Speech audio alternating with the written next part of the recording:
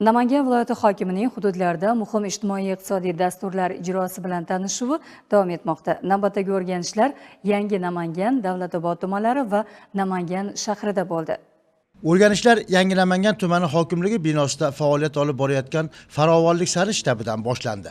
Xalq deputatlari tuman kengashi qoshidagi mazkur shtab kambag'allikdan farovonlik sari davlat dasturining tumandagi ijrosini to'liq nazorat qilib boradi. Mazkur shtabga tuman hokimligi, aholi bandligini ta'minlash va kambag'allikni qisqartirish bo'limi mas'ul xodimlari jalb etilgan. Bugungi kunda shtab kambag'allik reyestriga kiritilgan xonadonlarga ko'rsatilayotgan yordamlarning turi, ularga ajratilayotgan mablag'larning maqsadli sarflanishi, individual rejalarda belgilangan vazifalarni o'z vaqtida kalendar reja bo'yicha bajarilishini nazoratini olib bormoqda. Bu shtabni aynan kengash huzurida tashkil etilganining sababi shuki, biz Yangi Namangan tumanida yangi tajriba asosida kambag'allikni qisqartirishda mahalla yettiligi rahbar kengash hamkorligi tomonidan ish tashkil etilgan. Taqdimotimizda ham ana shu Prezidentimiz 143-sonli farmonlarni ijrosiga qaratilgan bo'lib, ana shu farmonda belgilangan 6 ta asosiy tamoyil, ya'ni aholini barqaror bandligini ta'minlash, infratuzilmani yaxshilash, ijtimoiy xizmatlar sifatini oshirish, kafolatlangan tibbiy xizmat kabi yo'nalishlarda aholiga ko'rsatiladigan xizmatlar sifatini yaxshilash asosiy bosh maqsad qilib qo'yilgan. Namangan viloyati hokimi Shavkatjon Abdurazzoqov kambag'allikni qisqartirish, aholi bandligini ta'minlash maqsadida faoliyat olib borayotgan shtab ishini ko'zdan kechirib, uning oldida turgan vazifalarga to'xtaldi. Dastur ijrosi bo'yicha amalga oshirilayotgan ishlar taqdimoti bilan batafsil tanishib, tizimni raqamlashtirish, shunday shtablarni viloyatdagi barcha shahar va tumanlarda qat'iy yo'lga qo'yish yuzasidan mutasaddilarga topshiriqlar berdi. Shundan so'ng Yangi Namangan tumani Mehnatobod mahallasida bo'lib, hududning iqtisodiy-ijtimoiy ko'rsatkichlari bilan tanishdi. Mahallaning tajribali gulchisi Dilshodbek Abdurahmonov issiqxonasi ko'zdan kechirildi.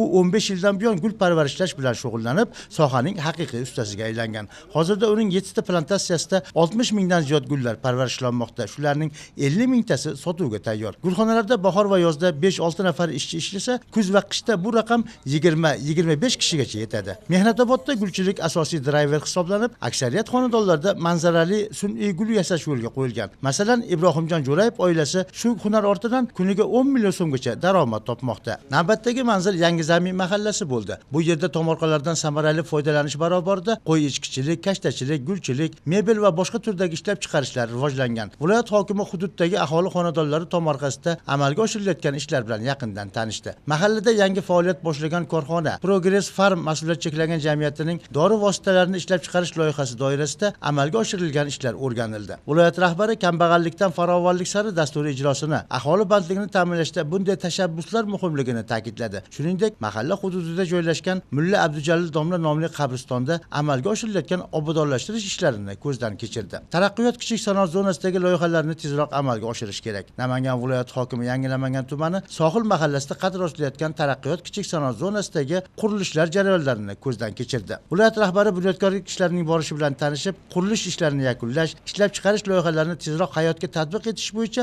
mas'ullarga tegishli ko'rsatmalar berdi. Viloyat rahbari o'rganishlarni Davlatobod tumanida davom ettirib, Navbahor markaziy stadionida bo'ldi. Shu yil 7-mart kuni futbol bo'yicha O'zbekiston Superligasi bahslari start oladi. Sevimli jamoamiz Navbahor esa ilk tur bahsini 9-mart kuni Samarqandning Dinamo jamoasiga qarshi o'tkazadi. Namangandagi Superliganing ochilish marosimini ko'tarinki ruhda o'tkazish, mazkur o'yinga olib borilayotgan tayyorgarlik ishlari jarayoni bilan tanishish maqsadida Namangan viloyati hokimi, viloyat futbol assotsiatsiyasi prezidenti Shavkatjon Abdurazzoqov Navbahor uy uchrashuvlarini o'tkazadigan markaziy stadionida mavsumoldi tayyorgarlik ishlarini ko'zdan kechirdi. Viloyat hokimi markaziy hamda zaxira stadionlari maydonlari, klub qarorgohini ko'zdan kechirib, barcha talablariga javob beradigan darajada hozirlash bo'yicha mutasaddilarga tegishli ko'rsatma va topshiriqlar berdi. Namangan shahridagi Barkamol avlod sport majmuasida keng ko'lamli rekonstruksiya va modernizatsiya ishlari olib borilmoqda. Xususan, 24 ga 48 metr o'lchamdagi sport zalining tom qismini yangilash, o'quv binolarini rekonstruksiya qilish, markazning umumiy infratuzilmasini yaxshilash uchun investitsiya dasturi doirasida 3,583 million so'm mablag' ajratilgan. Viloyat hokimi qurilish va ta'mirlash ishlari bilan tanishib, ularning amaliy jihatlarini ko'rib chiqdi. O'rganish davomida ish jarayonlarini tezlashtirish, qo'shimcha imkoniyatlarni ishga solish hamda ish sifati va samaradorligini oshirish bo'yicha aniq ko'rsatmalar berdi. Loyiha tugallangandan so'ng sport majmuasining zamonaviy infratuzilmasi jahon standartlariga javob berish bilan birga xalqaro musobaqalar o'tkazish uchun maydon sifatida xizmat qiladi. Shu yerda viloyat hokimi madaniyat, sport, ta'lim, tibbiyot va turizm sohalari vakillari hamda ushbu yo'nalishlarda davlat xususiy sherikchilik asosida tadbirkorlik qilish istagidagi tadbirkorlar bilan uchrashib, ularning rejalari va galdagi ustuvor vazifalarini muhokama qildi.